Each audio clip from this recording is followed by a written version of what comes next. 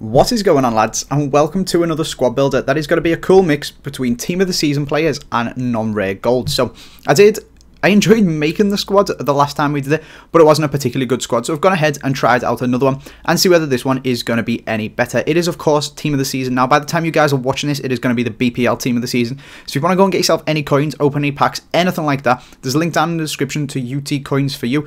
Go over there, get yourself some coins, open some packs, pick up some of the awesome BPL players that have come out, like Sturridge, Suarez, if you want to go absolutely mental and all stuff like that. But link down there, as always, use the code AJ3, get yourself 5% off, and they are very reasonably priced considering it is team of the season. But let's just get it straight in and put in some of these players, and hopefully they can be better than the last squad we built, which didn't really do it for me. I wasn't particularly enjoying it, so hopefully this one is going to be a little bit better. So let's start it off with a Spanish guy from the Greek league. Bit of a strange one. You don't usually see too many Spanish players playing outside of Spain, the same way as you don't see too many English players playing outside of England, and that is Roberto. Decent goalkeeper, like I said. It's going to be a mix between team of the season and non-rare, so he is one of the non-rare ones, and he gets the job done, and he is very, very cheap.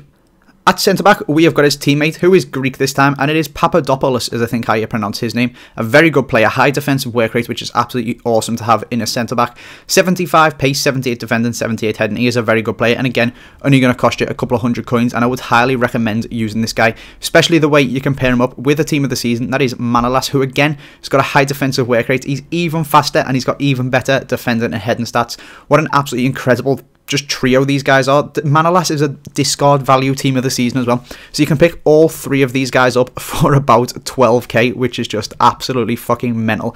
I would highly recommend putting these three guys in a team together and just using them as the base of your team for your defense, centre backs, goalkeeper, whatever you want to say. Just absolutely incredible, and we'll do a very good job of keeping you guys a clean sheet. So let's move on and find out the rest of our defense. Over at left back, we have got Constant, who, as I always say, isn't Tyro, but he is almost as good. Still missing that guy from FIFA 12, but this guy is a very good player. He's got decent pace, decent strength. He cost a little bit of coins for a non-rare. He's going for about, or when I bought this team, he was going for about 1200 coins, so a little bit expensive, but not too bad, and gets a very good job done for you there. Same goes for the other guy. On the opposite side, a Greek guy playing in the Serie A, so we've gone for a little bit of a mix of the Greek league and the Serie A league, working them in together. So on the other side, we've got TOTS, as you guys can see. Again, a decent player, not going to cost you any coins, and I would recommend picking him up as he does a really good job. I enjoy his medium work rate, so he's not totally lost up the pitch all the time. A lot of fullbacks do have a high attacking work rate, and it's nice to use one that doesn't. Moving into centre mid, we are going to go up in front of Torres and put in Sully Montari. Who remembers this guy from his times in the BPL? A decent player on FIFA. He's got very good all-round stats. All of them over 70. His defending and heading is very good. His going forward, his passing, shooting, dribbling. He's just a very good player, really. He's an absolute tank. He's got pretty decent pace, and he's got very good strength as well at 86. And just an all-round really good player who, again, is only going to cost you about 300 coins. Apologies if you heard my phone go off then. It's probably going to make a funny buzzing noise through the mic. But we are going to move on to Nocerino, who is on the opposite side. We are leaving that CDM space 3 as we are going to have a team of the season in a second. Nocerino is a player, again, all over 70 stats, a little bit more attacking than Montari, I would say, but that's probably just because he's got a high attacking work rate, and I haven't noticed him more. High for him, whereas Montari has got medium, so they both get back and forward. I've just seemed to notice Nocerino getting a little bit further up the pitch. He's got better pace, he's got better nothing really, they're basically all the same. I was going to say he's got better defending, but he hasn't. They're both exactly the same. The only difference is Nocerino's slightly better pace, whereas Montari's got slightly better heading. So two very good players who link up nicely together from Milan, who you can put in any non-rare team, and just absolutely perfect for centre mid. At CDM, you probably guessed who it was, because I said we were going to have a team of the season, and it is De Rossi, who is a very good defensive midfielder to have on this team. I was a little bit disappointed by his long shots. I did want to bang in a few goals with them. They seem to be absolutely dreadful compared to like 90 long shots and 90 shot power and stuff like that.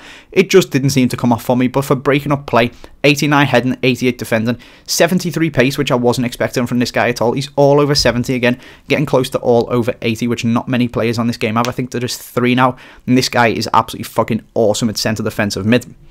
So far, we've got a very strong team.